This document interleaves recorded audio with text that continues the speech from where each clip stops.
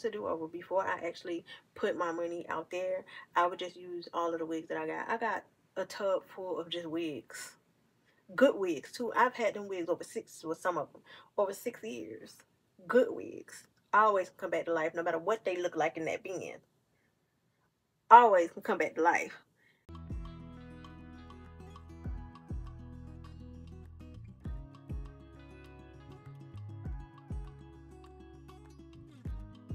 Hey y'all, so I am Shakira Unique, aka BKA DBA, Kira K, and I am back with another video.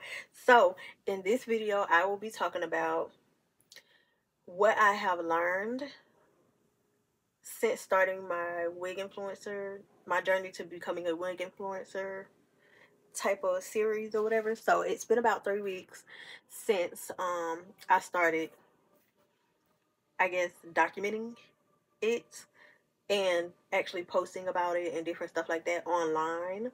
So I'm going to tell you what I've learned so far. The sellers on Amazon is definitely a source to look at. Definitely a source to look at. But what I will say is you need to be careful with doing that. I go to their Instagram. If they have a WhatsApp available, I will contact them on WhatsApp.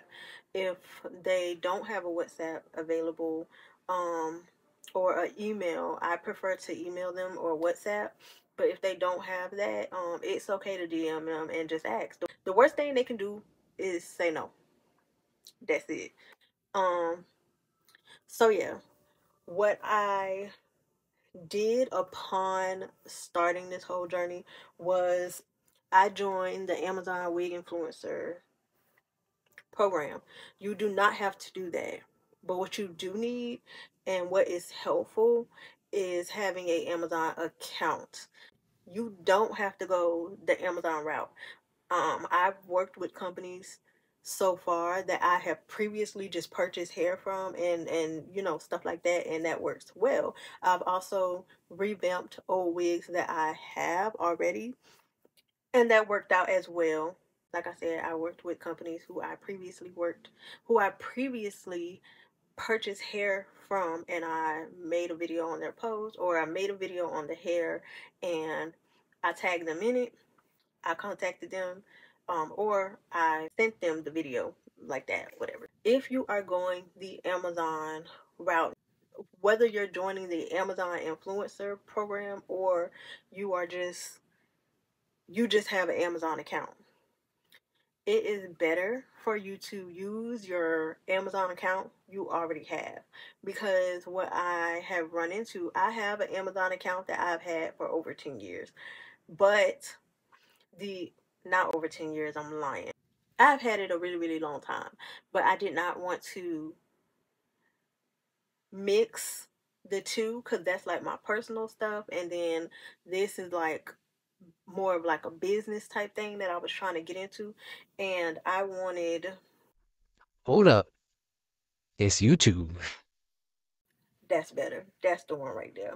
It's different mindset over there, but over here it's a bit more strategic. So I wanted to keep them kind of separate. When I created a new one, that made me not have any reviews, which I always leave reviews. I don't have any reviews. I don't have any purchases. Those are the two things that when you contact the company and they hear back, they're going to ask you for your Amazon handle or whatever it is. They're going to go to your account and you're not going to have any. So you're going to have to do what I did. If you have not been leaving reviews, you need to leave reviews, because I also have had problems. Well, we usually only work with companies who have had the Amazon account for 90 days, or which is 3 months. Like, so I would say, okay, well, I have to contact you back because I'm not there yet. You know, I just created this. But I do have another one if you don't mind me using that one. So they would ask for that one. I would send it there and they would say, oh, well, you haven't made an actual review in such and such amount of time. what happened, or do you have access to this account, and stuff like that. Like, are you blocked from reviewing? And like, you know, they ask those type of questions. No, I just didn't really purchase anything that really needed a review. I purchased paper towels and, you know, different little stuff like that that didn't really, it's not necessary to leave a review. To me, I don't go to the reviews on those type of things, so I don't leave a review on those type of things. So yeah, it's just different. So whichever you are using, make sure you are actively making purchases on them and you are leaving reviews with the reviews being in mind. If you have bought 5 wigs in the last month or in the last 3 weeks, do not get those wigs and just automatically leave reviews. Don't do that. It's gonna look to Amazon as if you are paid to put them down. I'll be realistic from each reviews, because then when you go to your page, your Amazon thing, they can see that. Well, at least I can see it. I don't really know what they can see on their end, but that's what I see. I can see my purchases and I can see my reviews. You left 5 wig reviews in a course of 3 weeks. It's highly unlikely for you to be authentic with what it is that you're saying, and B, unless you are doing them, taking them off, putting another one on, like every other couple days. Some people, when they go to your page or when they go to the reviews for that, especially if they looking to buy something high end and they want to spend their money on it, but they want to make sure that this is what it is, they will click on the reviews. They will go to the reviewer and look at stuff. People do it. People do it. They will go to the reviews, click on you, just to be like, oh, I want to make sure I can trust this person. Especially if you're going to the sponsored, you have to keep in mind, you are leaving a review that's highly talked up for this, or even if you don't highly talk it up, you're leaving a 5-star review on something that has very little sales and very little reviews. They are going to click on the reviews and click on your name, your picture, and bring up your profile. If they see that you have left 5, 6, 7, 8 reviews for wigs in a week's time, yeah, no, that wig is dump. No, I'm not gonna go to their date. That's obviously somebody that's paid to do so. So you need to map out this and plan it smart.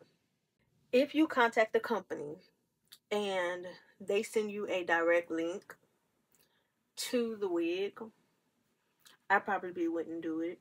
Because most of the time they will send you a screenshot of the wig and tell you keywords to type in.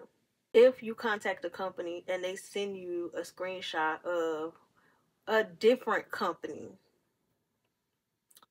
you need to just reiterate, hey, this company says this. I contacted this. Like, are y'all together or how does that work? I would just note that you see the difference.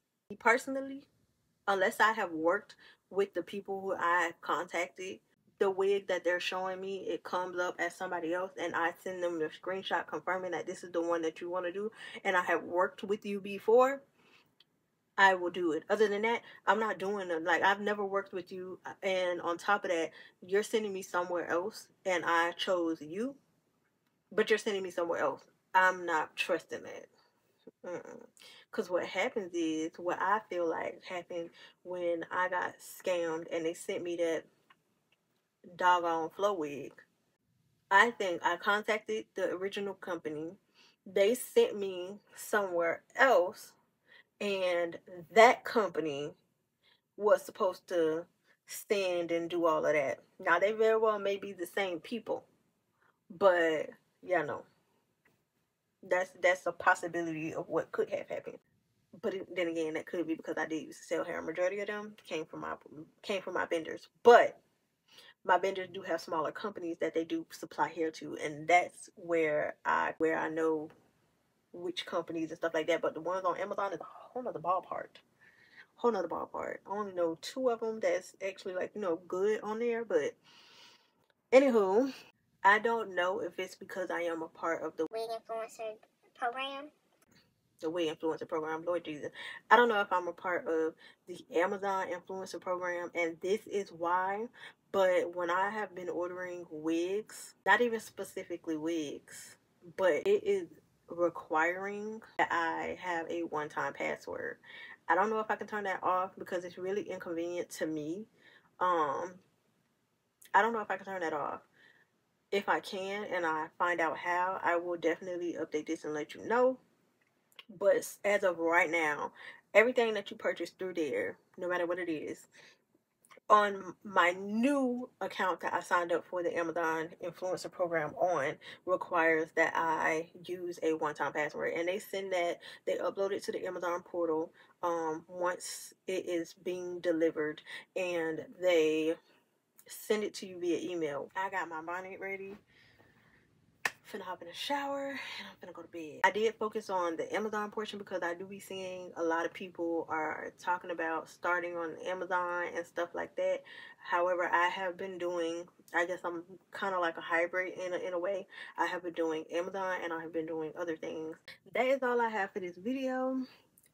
These are basically what I have learned so far.